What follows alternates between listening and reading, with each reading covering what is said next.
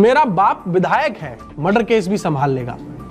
सोचिए, जब एक बेटा 5 लोगों को गाड़ी से टक्कर मारने के बाद ये बात खुलेआम कहता है तो सवाल सिर्फ एक्सीडेंट का नहीं रह जाता, बल्कि सवाल बन जाता है सिस्टम का, सत्ता का और कानून की असली ताकत का।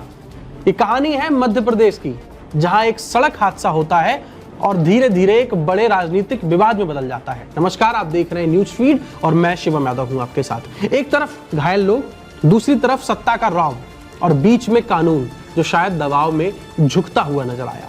तारीख 16 अप्रैल करीब सुबह 6:30 बजे।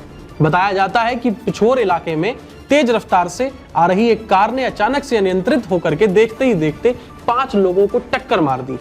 घायल लोग सड़क पर गिर जाते हैं, चीख पुकार मच जाती है, लेकिन इसके बाद जो हुआ उसने सबको चौंका दिया। कार चला रहा युवक, जिसका नाम बताया गया दिनेश लोधी, वो ना घबराया, ना उसने किसी से माफी मांगी, बल्कि रौब से ये कहा कि मेरा बाप विधायक है, मर्डर केस भी संभाल लेगा। अब मामला बढ़ा, पुलिस हरकत में आई, दिनेश लोधी के खिलाफ केस दर्ज हुआ और उसे करेरा थाने बुलाया गया। पूछताछ हुई, घटनास्थल पर ले जाया गया, गाड़ी पर लगी काली फिल्म हटाई गई और मोटर व्हीकल एक्ट के तहत चालान भी किया गया। यहां तक सब कुछ कानून के मुताबिक लग रहा था, लेकिन फिर कहानी में एंट्री होती है सत्ता की। भारतीय जनता पार्टी के विधायक प्रथम लोधी खुद सामने आते हैं और कैमरे के सामने उनका गुस्सा साफ नजर आता है। अब आरोप यह है कि उन्होंने पुलिस अधिकारियों को धमकाया, यहां तक कहा कि गोबर भरवा दूंगा ऑफिस में। अब सोचिए, एक जनप्रतिनिधि जो जनता की सुरक्षा के लिए चुना गया है, वही आदमी कानून के रक्षकों को धमका रहा है। और जब इस मामले की तह में जाया गया तो विधायक जी का अतीत भी सामने आया। रिपोर्ट्स के मुताबिक उनके खिलाफ हत्या और हत्या के प्रयास जैसे कई गंभीर मामले दर्ज हैं। यहां तक कि कभी उन्हें जिला बदर भी किया गया था।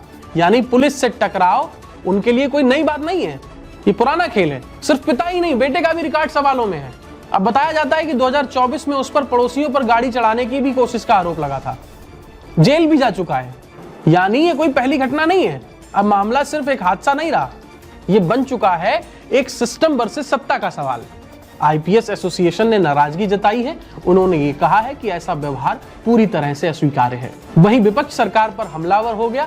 सवाल उठ रहे हैं कि क्या कानून सबके लिए बराबर है या फिर सत्ता के आगे झुक जाता है कानून। सबसे बड़ा सवाल यहाँ पर यह है, क्या ऐसे लोग जिन पर गंभीर आरोप हैं उन्हें ही हम सत्ता तक पहुंचाते रहेंगे? क्या वोट देते वक्त हम उनका इतिहास देखते हैं या फिर सिर्फ नाम और ताकत के आधार पर फैसला लेते हैं?